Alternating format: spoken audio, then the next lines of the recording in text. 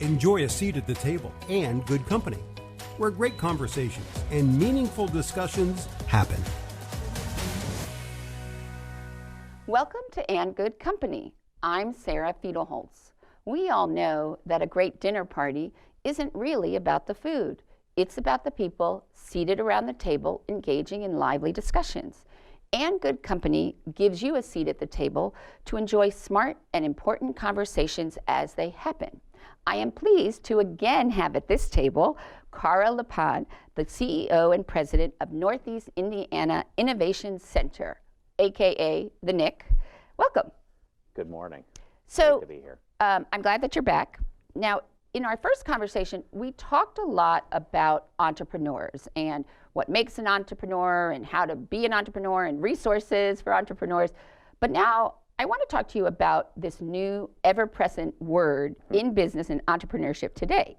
It's actually even in the name of your center, the Northeast Indiana Innovation Center. And the word is innovation. So, and clearly you are connected to innovation. You wrote books, two books, right? Yes. So let's start right off the bat is, how would you define innovation?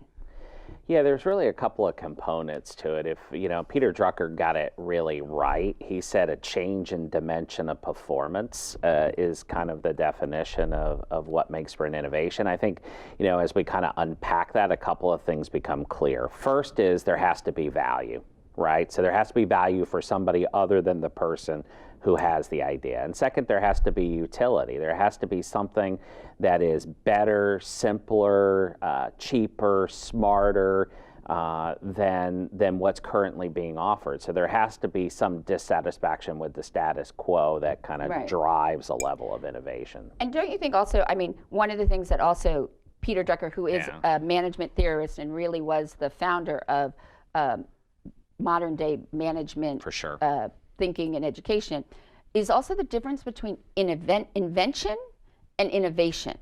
Because the invention is you literally are creating something new. Mm-hmm. You're really, it didn't exist before.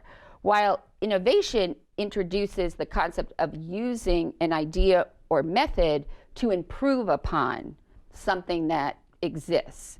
And I think that a lot of people would be surprised that there is a difference between invention and innovation. Do you agree with that line of thinking? Yeah, I think clearly when you look at, oftentimes patents are used as kind of a proxy for invention. That if you come forward and are able to patent something, that you naturally have something of value, right? Right. Innovation is finding how that value gets translated through a business model, which is the creation and capturing of the value of that idea. But the idea itself is insufficient. Quite frankly, if you look at U.S. patents, only 3% of them make money. 97% of these ideas never are commercialized or see the light of day. So the invention is merely kind of the admission ticket, right? The innovation is where we clearly identify how we create and capture value. And entrepreneurship is how we actualize or activate innovation in that commercialization process. So yeah, absolutely. Because different. Also with, the innovation in some ways is really the execution.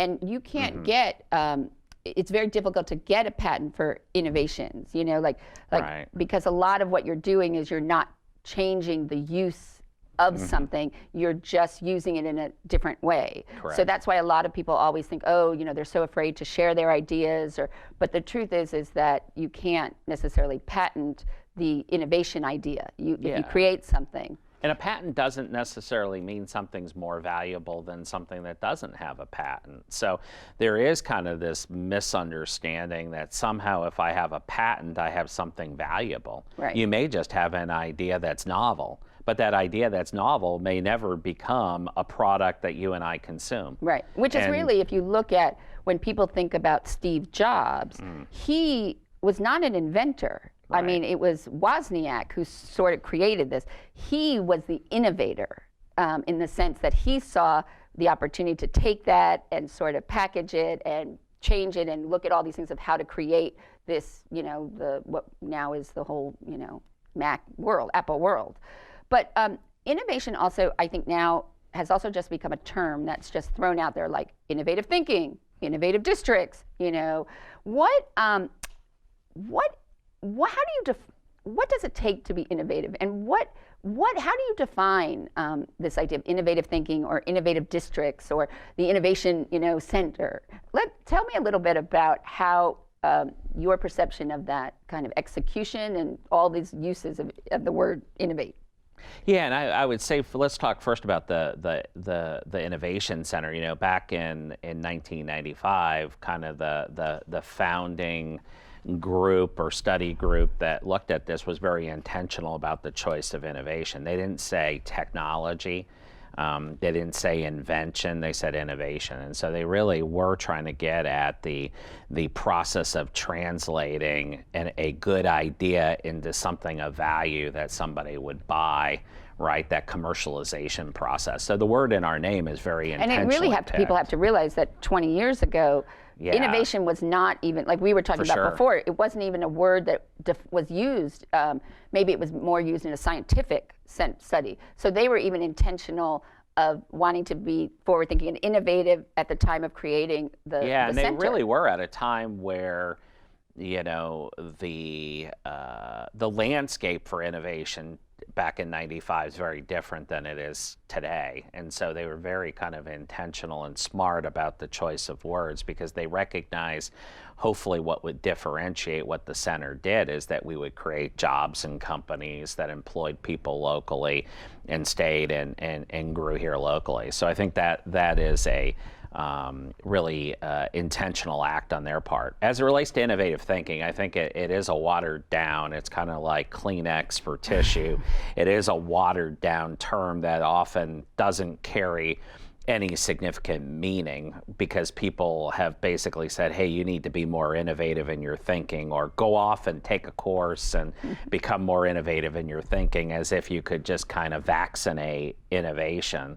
I think hopefully how we kind of use it, in industry today is to encourage people to think differently, to think around the corner rather than what is here today. The best innovators, people like Steve Jobs that you talk about, were able to see around the corner. They were able to figure out how to create and capture value. They were able to figure out how to monetize things that, he didn't necessarily come up with the idea of an MP3 player, but he certainly figured out how to make money doing it. And so I think, innovative thinking today is kind of just hopefully a reminder to us all that we need to build those creative and innovative muscles. There are things we can do to be able to do that better, and we should be encouraged not always to look for the one right answer, but to look for multiple right answers and how we approach things. And sometimes that comes from powerful things like analogy. What if you thought of your business as a hotel? How would you think differently, right? So any of those kinds of things that really kind of stretch the mental muscles, I think, are really important. And not only because it's in the name, but you also have a very invested interest in your work in the idea of innovation. And so the NIC and the WEOC, the women's part of it, you sort of now have created a new program, which is the innovator mindset and getting your innovativeness index. And when I did it, and what I thought was so interesting was it's the first time that you can actually measure and capture and what is the somebody, where they are on this innovative thinking, and then how to improve that to create more value. But and they really were able to start with, which I think is so interesting, is this two ways of thinking that people really probably subconsciously do, and was really put into you from the time you were little, which is this fixed mindset and growth mindset. So tell me what you see those are, and what kinds of roles they play with innovation. Yeah, and a lot of that work comes out of the work Carol Dweck did on mindset. And so, fixed mindset is more of a rigidity around how we look at things versus a growth mindset where we're looking at an abundance, right? So fixed mindset is scarcity based, right? I have $10 to spend today. How best can I spend that money? I live in a scarcity mindset. The abundance mindset would look at it as, I have $10 a day for the next 30 days. How could I use those resources to build even more resources? Right. And we see this happening in schools, right? In our K-12 education. Right. We channel more and we emphasize more this kind of fixed mindset because it's viewed as less risky. And if we look at what's happened in riskiness, I happen to be re-looking at the Global Entrepreneurship Study a few weeks ago and looking at 2019, 2020. Our fear of failure for adults 18 to 64 is 35% of the U.S. population surveyed have a real fear of failure. So if we look at what's happened in our mindset, we're not teaching abundant mindset. We're not teaching growth mindset. Right. We're teaching, let's not really stretch ourselves. Let's do anything we do. We want to make sure there's a 98% chance of success, rather than we're building our capabilities around that 2%. So I think Carol's work really kind of brings us back to understanding that our systems, our culture are producing more of this fixed mindset. And so if you want to be more creative, more innovative, you've got to seek out kind of this abundance and growth mindset, and you have to kind of build those muscles to do so. Right. And I think that although I think your analogy with the money you have is good, but to bring it more on a personal, so the fixed mindset believes that you can't change your knowledge base, it's sort of fixed, you don't go more. And so the idea of in a fixed mindset is also that it's an affirmation of your intelligence and skills. So you strive for success, not failure. And what she found is in an academic setting, it causes, because students want to do better on the test, or when she did a study where she asked the students to take a test and then they had to write how they did on that for other students, the large majority of them in the fixed mindset lied and said that they did better, or that they are more likely to cheat because they need that success. So, so the fixed mindset really, both fixed and growth, have significant impact on the decisions and sort of the course of your life in a sense, because the growth mindset, is sort of, you believe in challenge and you sort of look at failure, like it's not a bad thing. I mean, it's sort of like you fail and, you learn something from it. It's Sarah Lance who works at Nick and the WEOC. She said this, she said, failure is fertilizer. It's shit happens that makes things grow. Yeah. So it's sort of I like that. And being, I thought that was great. Yeah. But it's that idea that your knowledge base, your skills, they are not fixed. You can constantly learn. You can constantly improve. You can constantly challenge yourself, do things differently. So I think that also, so it is really important to understand where you are in your, just in general, for your fixed, your mindset, because I think that does impact everything, other decisions you make, your other skill sets. So yeah, I think the one challenge, I don't believe in absolutes, so I look at it as more of a continuum. And I think it's not that you don't possess, growth mindset and you absolutely only possess fixed. I think it's kind of like a recipe. And it's much like when we look at a lot of the behavioral assessments that look at, are you an introvert or are you an extrovert? The reality is you're some of each. Some of it depends on situation. So I think, I would kind of amend her study to kind of think more in terms of a recipe, depending on the circumstances, depending on how you assess the risk.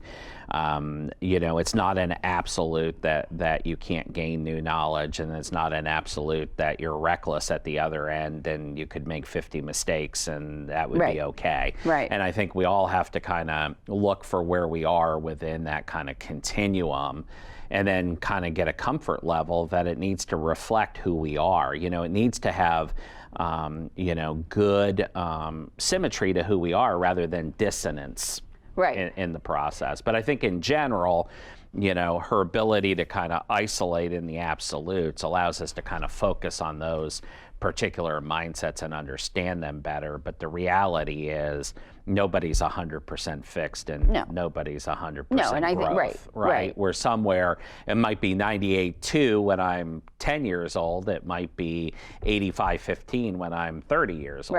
Right. And it can change over time. Right. I mean, you're not born that way. You're not wired that way. You have been assimilated that way, but you can change that. Sure. You can change your mindset. Right. I mean, what I think is interesting, though, is also to understand the difference between mindset versus personality. Yeah. Because some things in your personality are innate, and they're those are genetics, that you really can't change. You can change how you react to things in your personality type, but it's sort of, and also I think that this innovative assessment is different than like the Clifton Strengths and the Myers-Briggs, because those are things that you already have, like what your strengths are. It's sort of like it's sort of like these are what you're predetermined, and then Myers-Briggs is a lot about your personality, and so. With the innovative index, I think it is different in terms of what it can show you. Do you think that's true? Yeah, I think one of the empowering aspects of the mindset instrument is that your personal innovativeness can change over time, right? You can directly influence it by being more aware of things that are impacting your ability to kind of leverage innovation in your personal life, right? And I think that provides a lot of opportunity for people to take advantage of it versus the more absolutes, predictive index, behaviorally, I'm X versus Y, right? I can change it, through self-awareness and working on behavior, but it's a long process of change. And I think, that's the nice thing about the mindset instrument is, with higher EQ, right? Emotional intelligence, through self-awareness and self-management, I can change how I react to, do I look for only the one right answer, or do I look for 5 right answers? Do I surround myself with people who tell me what I want to hear, or do I surround myself with people whose opinions are contradictory to my own? And I think those all provide us an opportunity to take advantage. But I would focus less on the absolute scores and more on, what do you want to do better, and then how do you see it materializing in your organization or in your business? I mean, what's not working that if I change my mindset, I could get better results for my company or for myself? Right. So circling back to Steve Jobs, he also said, we hire smart people not so that we can tell them what to do. We hire smart people so they can tell us what to do, which is again in that sort of that innovation kind of mindset. And I also think that we have to step back a second when people think that knowledge and intellect are fixed, because the truth is there's actually a difference between intellect and knowledge. And when Alfred Binet created the IQ test, it really can only measure intelligence up to like 21 years of age, because it becomes very difficult to say what should a 31-year-old know versus a 32-year-old. So intellect is really a very fixed sort of assessment, but you can always gain more knowledge and information, and that also I think is important. In addition to looking at mindsets, is this ability to learn new things. It's like, everybody thinks you can't teach an old dog new tricks, which isn't true.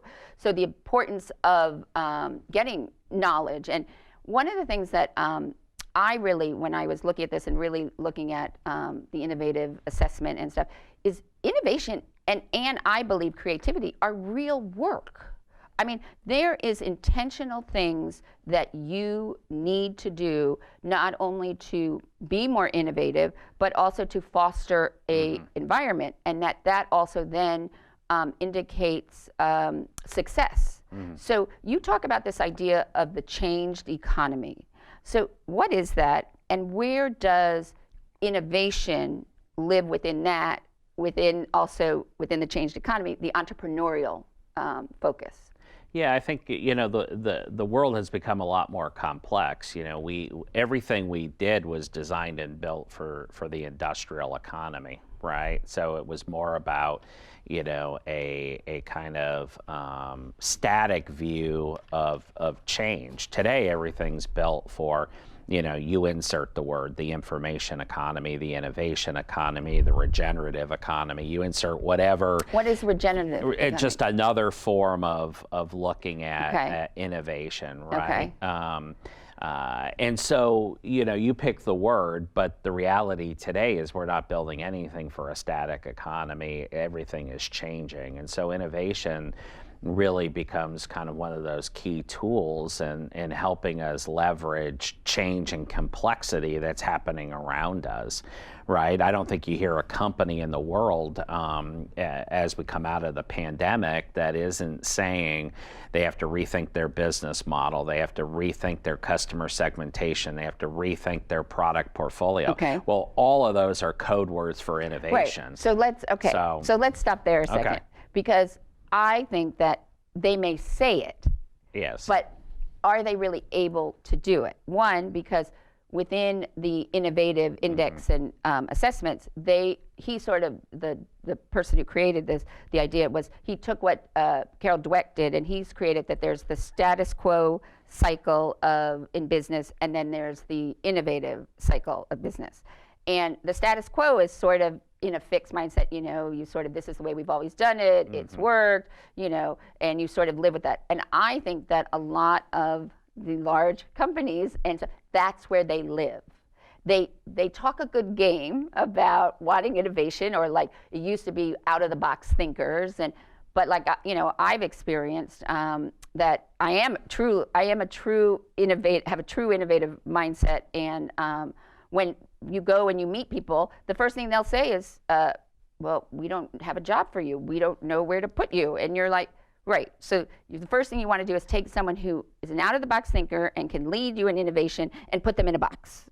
And so I think that that's also a challenge, because I think that they talk that they want to do these things, but are they really prepared to do what it takes and what pain? I mean, and challenge that is going to force their businesses. I mean, I sort of feel like, unfortunately, that business and people have very short-term, memories. So, yes, we talk about all these changes that the impact of the pandemic is going to have, and absolutely, I think there are going to be some. But I think that a lot of people are just going to want to return to what the old normal was, and sort of looking at the new abnormal. So do you find that you really think that they're really ready to do this work? Well, I don't know that there are any studies in the last year that confirm they're ready to do the work. I would say there are several issues that there's no doubt that there are studies that have been done over time that show that startups or younger organizations are able to do innovation work better and faster than larger companies. So there are a number of studies over a long period of time that clearly support that. Secondly, is many companies think R&D means they're doing innovation. So they use what percentage of revenue they're spending in R&D, and they say, I'm spending 8% of revenue in R&D, that's our innovation budget. That clearly, R&D does not mean innovation. Right. Well, so that is a problem in the vocabulary of larger companies. Well, don't you think that R&D, which is research and development, is really in the idea of invention?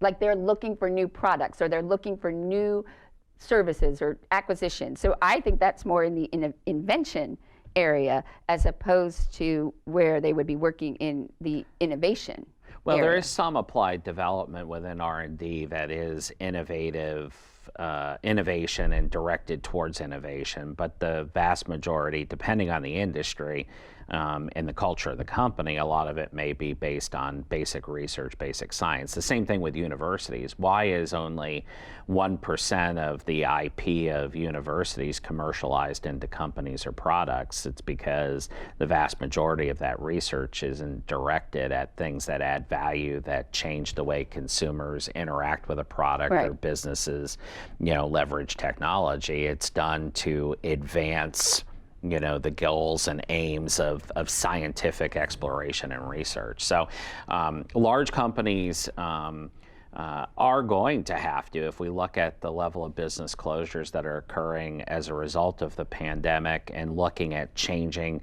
and dramatic shifts in human behavior as a result of the pandemic, companies will have to become more innovative. Now, many of them think if you paint some walls and put some cool furniture in a room, that's innovation. Change the logo. Like the GM logo? Like, what is that? Yeah. Right? Or you have big, hairy, audacious goals like, GM saying, they're not going to make gas cars after a certain period of time. Right? Now, that may be more directionally correct than it is an absolute correct. Right. And that doesn't mean just because they don't make gas cars that that's innovation. No. Right. So I think we do have a challenge with larger companies because they're not always geared to that. Some companies, that's all they do. Right. Certain companies that are focused on commercialization. P&G does a very good job on disruptive or radical innovation. And you could argue that Facebook, in a sense, does do that in a sense, because if you really think about why the company was started and its purpose at where it started and where it is now, it's completely a different company. And I think also that holds true with Amazon. Yes. Because what the business is that Amazon, everybody thinks they're in the retail, business. They're really not. It's a lot of the back end, the logistics, the data, the building all these platforms, other programs. I mean, so it's really looking at where they started and how they move with innovation.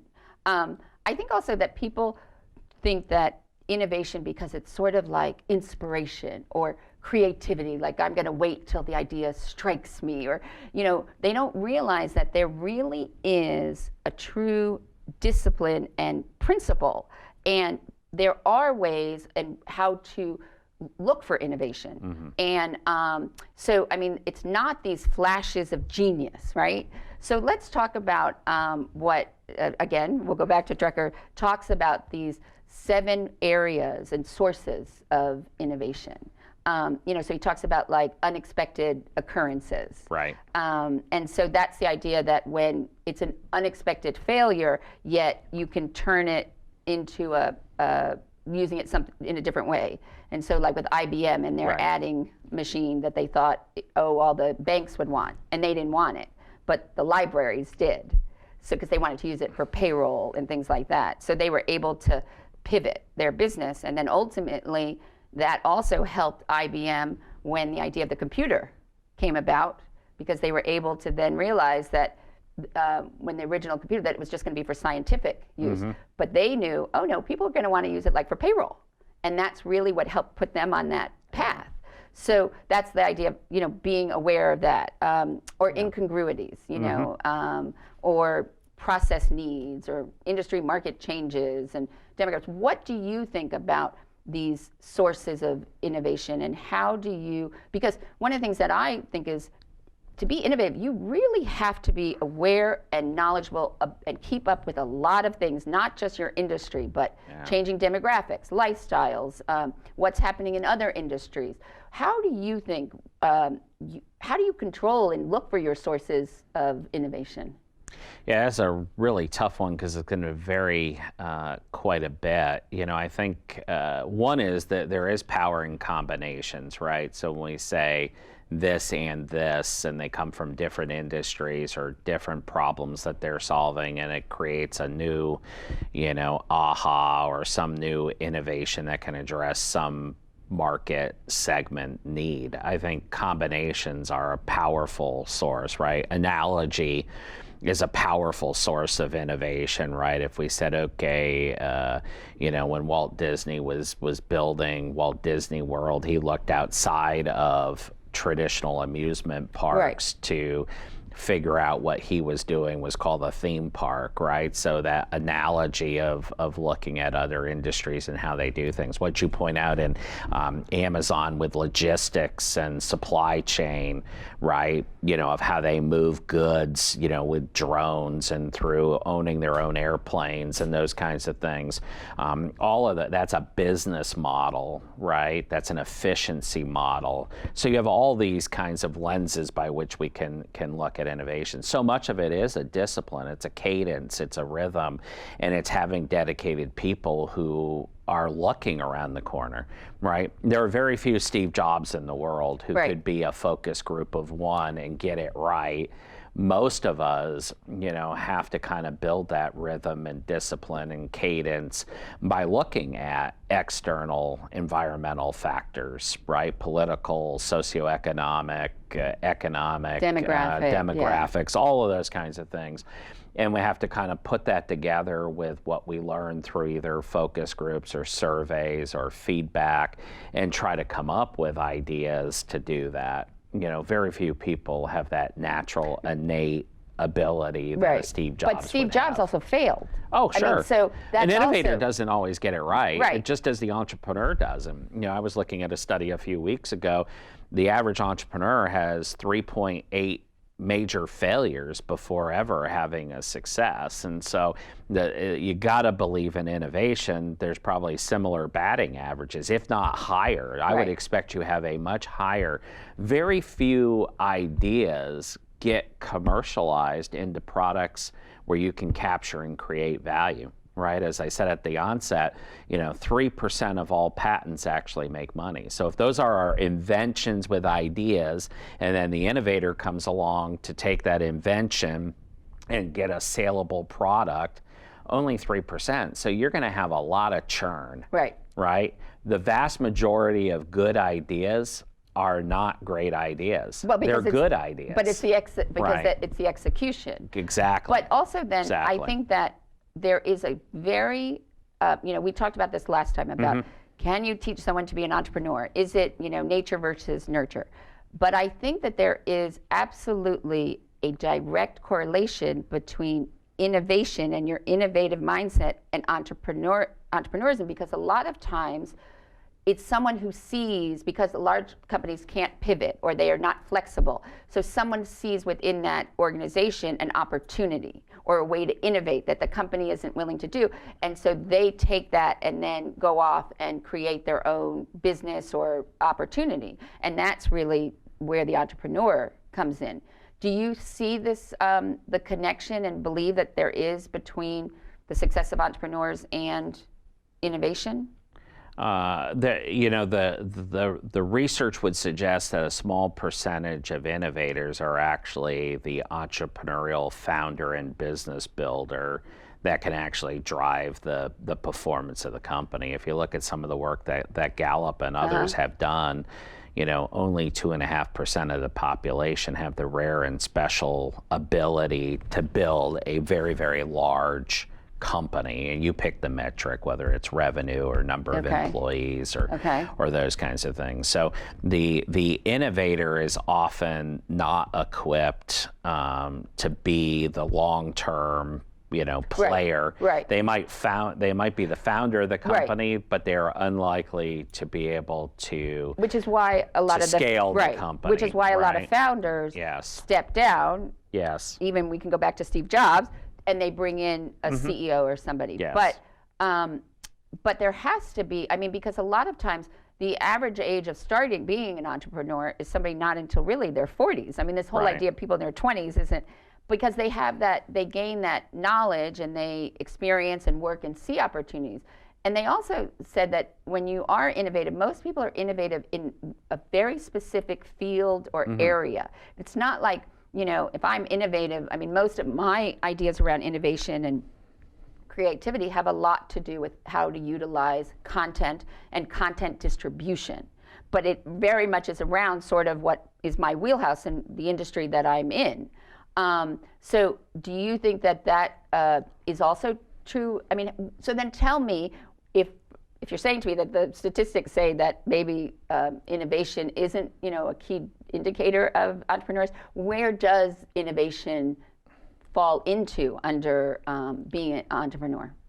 Yeah, I mean, to unpack that just a little, the research is clear that the peak age for entrepreneurship is 40, and that those entrepreneurs that have domain expertise in the industry in which they start businesses are likely to be more successful. Right. Not to say that if I started a medical device company, I couldn't be successful, but I'm more likely to be successful if I have domain expertise, industry insights, or have people on my team that bring that capability. So clearly, the research does support that. I think on the other side, innovators don't always make the best entrepreneurs, right? Because you have in your head that this idea is what somebody needs, and then the market gives you feedback that they don't want it in orange, they want it in purple.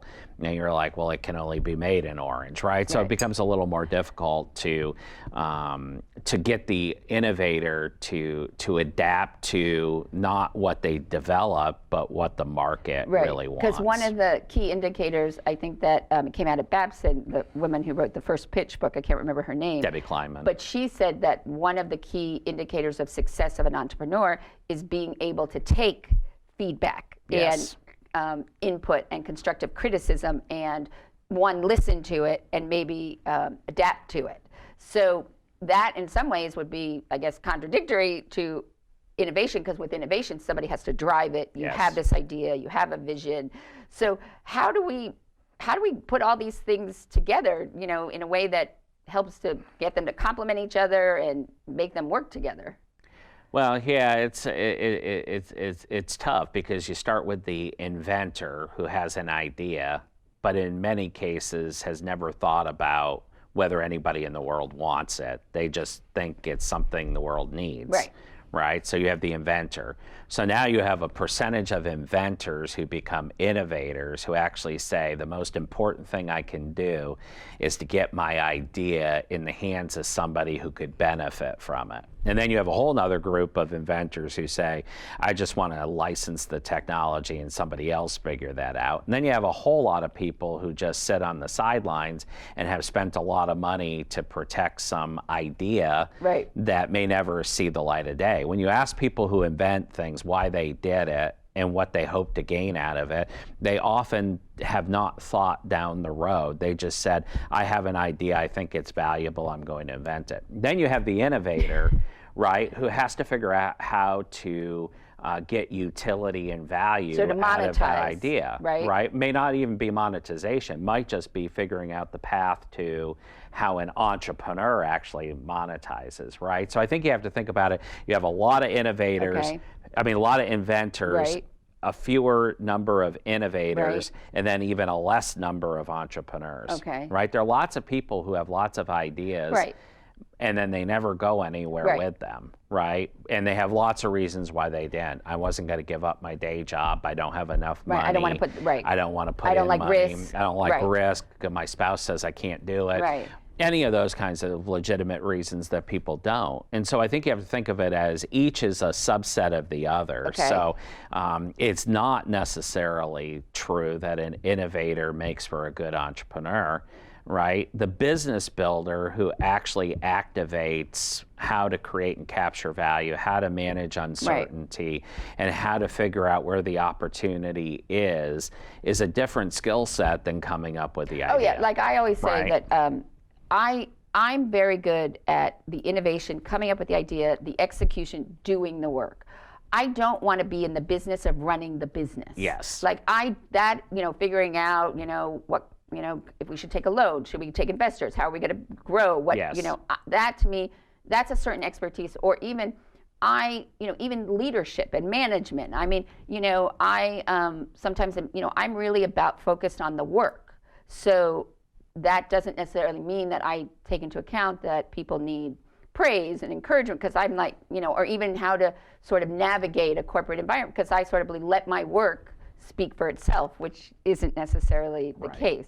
But I think that what in our idea of these big, inventors or idea creators, and then we've got the innovation people, this smaller group of entrepreneurs. But it seems like everything we read and everything we talk about, and even in the State of the City address, the mayor talks about an entrepreneurial environment. I mean, we talk about pushing entrepreneurs and creating business, and so it makes it seem like there's a lot more entrepreneurs out there than maybe in reality, or what you and I have. I also talk about this idea that there are entrepreneurs, but then there's also business owners, and that what people want when they want to own their time. They want flexibility. They don't want their income capped. Okay, that to me are the desires of someone who may want to be an independent contractor or have their own business. I don't believe that that's what drives an entrepreneur.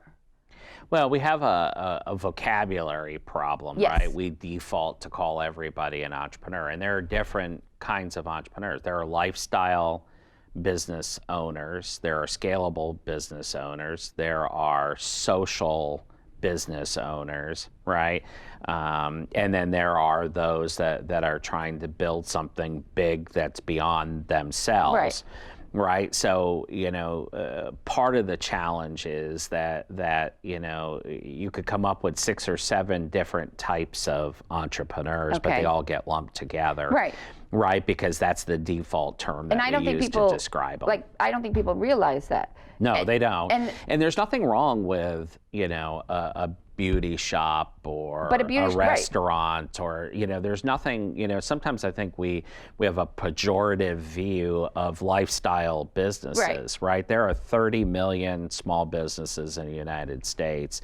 We need all flavors, just like we all want all flavors of ice cream, right? Some are scalable. In Right. fact, only 0.7%, Okay. about 210,000 of the 30 million are scalable ventures. Okay, so let's look at this also. I think is another issue, because we look at the problem we have about how we view failure. Okay, I think we also have a failure on how we look about measure success. Why is it that every entrepreneurial venture has to think about being scalable? Yes. Why is it that I have to think, if I have a restaurant idea, that then I have to all of a sudden start thinking about franchising and growing Yes. or opening 20 locations? I mean, a lot of times that growth and that really hurts businesses. But why can't I just build a successful, good entrepreneurial business for my region or my city? Or, why is it that in order to get capital, which is very important, if you go out for investors, that's what they want to see. Plus, you talk about how to raise money and stuff, and so you think you have to have an exit strategy. So why is it that my exit strategy for what I want to create is when I retire? Because in some businesses, and I think when you are someone who works around innovation and creating not the execution of the innovation, but seeing where there are opportunities for innovation, that's like a consulting. It lives Right. within me and what I can do. It's not scalable. I can't necessarily, I don't believe I can teach someone, because when people ask me, I can't explain how I do it. I don't know. Right. So why is it that can't be good enough, or I couldn't build a multi-million-dollar for the lifespan for the next 25 years, and my investor, for the 100,000 I need, could get a return? Why isn't that considered viable and successful?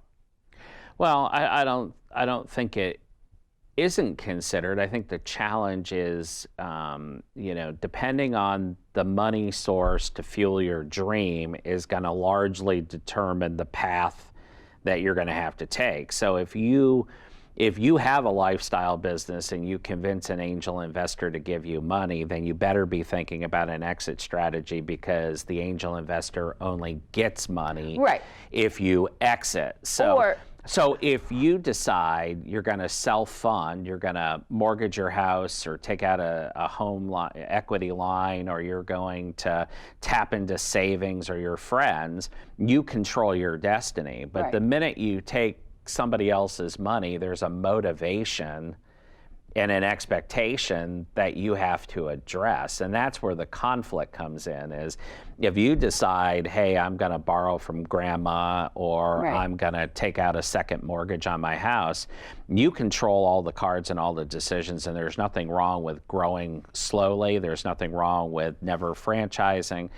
But the minute you cross over and you talk to an angel investor or somebody else that is going to fund your idea, they have expectations, and those expectations are often different than yours. So and do you so think- I think you have to recognize when you cross over, Okay. you have to be prepared to deal with somebody on their terms, not your terms. Or do you think that maybe we need to create a new type of funding mechanism for entrepreneurs and for certain types of entrepreneurial businesses? Like, also, when you look at all of these programs, where you can win money and everything, all of them are looking for technological advancements. And so I had a product idea, and I entered, and I got to, this was in Miami, and I got to the final round, but it was me with a product and all of these tech companies. And so I think that maybe we need some different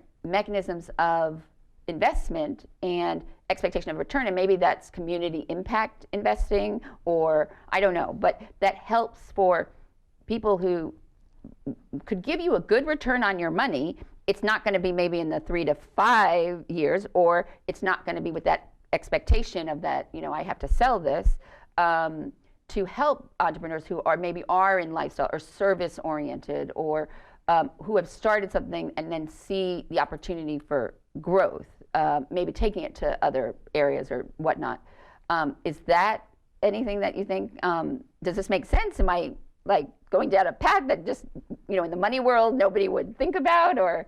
Well, I mean, there are no lack of new types of arrangements for entrepreneurs. I Right. think the innovation in the ways monies get in the hands of people building companies is staggering. Right. And that but I think so much of it is the motivation of the source of the money, right? And the entrepreneur really needs to think through their likely path of development, and then pick sources of money that are consistent with that likely path. And I think that's where we get out of alignment, is somebody who never plans to sell their business wants angel investment. Well, the motivation of an angel investor is to invest with a return and an Right. exit over a period of time. Right.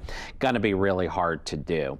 Right? I don't think we lack types of ways to get money in the hands of people building businesses. I think a lot of it is there's a misalignment between how the entrepreneur is thinking about their business Right. and the sources. And I think some of that damage has been done by things like Shark Tank and other entities, where we're confusing people on what the right way is to try to build and develop your company. Well, and also Shark Tank, if going by our idea of invention ideas, innovation, and then even entrepreneurs, Shark Tank is really, a lot of it is in the idea phase, or they've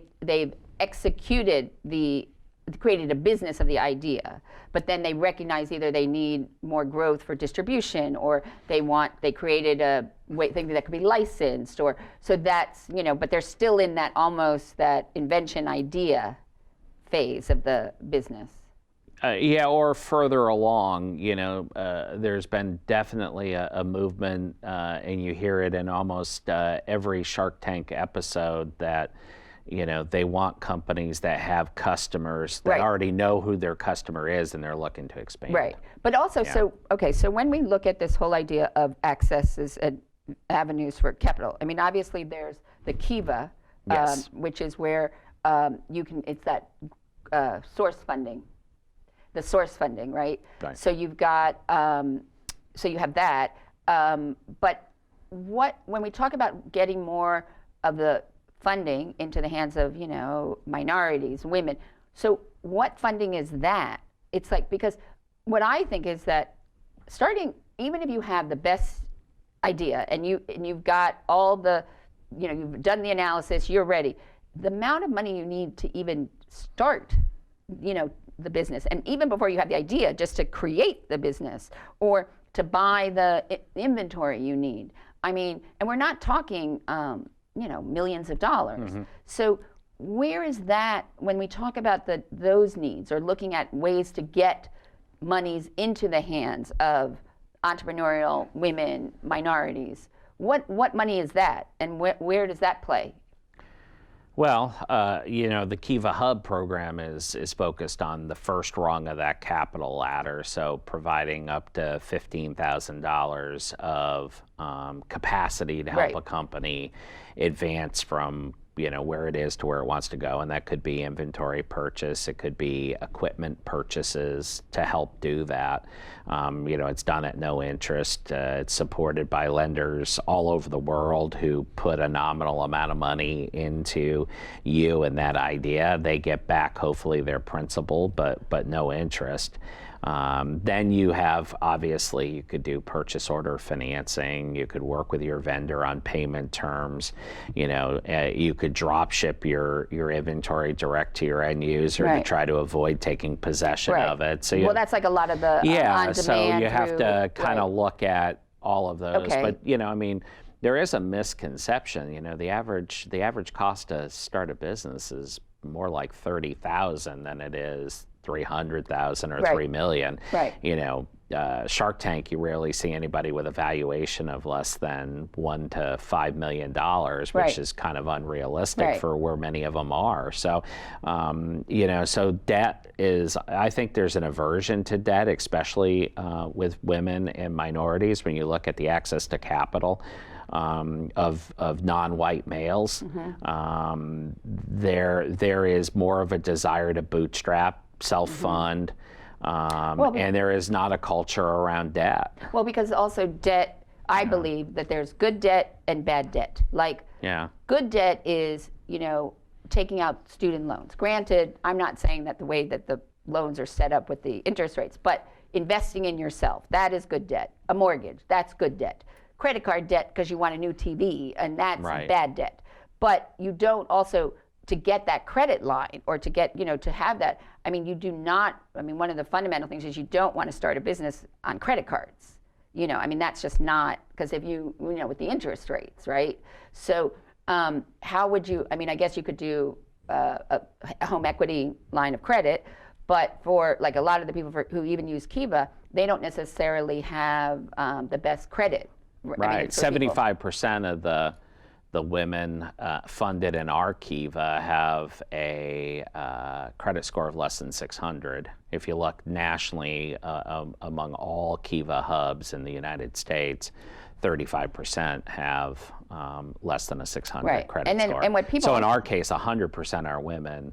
And 75% had a credit score less than 600. So they're not going to go. The bank is not going to. I joke. I have a credit score of less than 600 because I don't own anything. I have no credit cards and I have no debt. So to them, I look at it. This is how I choose to live my life, and I don't want to have credit, debt and anything. But in terms of a bank, they look at it like that. I don't have enough lines of credit. I don't have, any equity. And I joke that I would have had an easier time getting credit when I was graduating college than I do now because of the fact that they look at you and they're like, well, you don't have any debt. You don't have any debt to, income ratio, and you don't own anything. So, I think that that's partly what people. They so quickly want to be an entrepreneur or start a business, and they don't realize that there's so many things that you have to learn or know or, just understand. Even how should you start? Should it be an S corp? Should it be an LLC, a sole proprietorship, partnership? I think that there's so much to the business of being an entrepreneur before you even get to start the business. And I'm sure that you see that a lot with your work. Yeah, I think no doubt everybody starts their entrepreneurial journey at a very different place in time, and you have to be responsive to where they are in that journey as you help guide and support and inspire them along the way. So I think, yes, not everybody starts at the same place. Some people are there out of necessity. They need to feed their family. Other people are doing it because they see a better way for humanity. And other people are doing it because they see an opportunity that nobody's capitalized on and they want to. So, every story is different. One of my mentors once said, if you've met one entrepreneur, you've met one entrepreneur. Right? So we classify them by stage or by type, but at the end of the day, each has a very different entrepreneurial journey. And partly your work is to help everyone be successful on this journey that they decide to take. Yeah, so we cannot guarantee success, but we hopefully can help create conditions that increase the likelihood for success along the way. Yeah. Well, as you know, at the end of each And Good Company show, I ask guests the same 12 questions that were popularized by Marcel Proust from a Victorian parlor game. But you've already answered the original 12 questions. So I have another list of Baker's dozen questions that Proust also were part of his belief of revealing your true nature. So, what is your idea of perfect happiness? When you can become the best version of yourself. What is your greatest fear? Irrelevance. What is the trait you most deplore in yourself?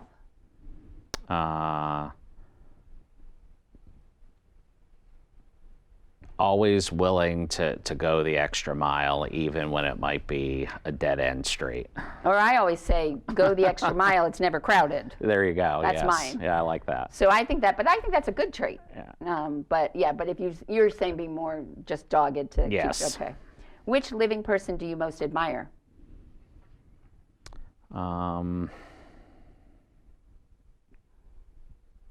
It's a good question. Living person, usually it's somebody that's dead.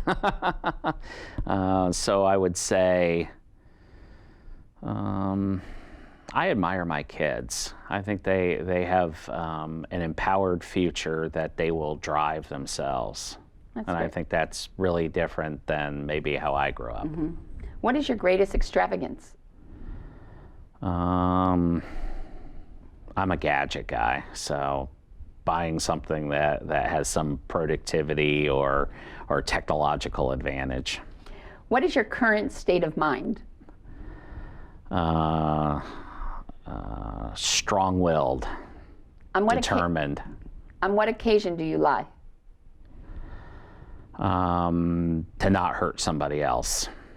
Which words or phrases do you most overuse? Business model. What talent would you most like to have? Being an artist. What is your most treasured possession? My cell phone.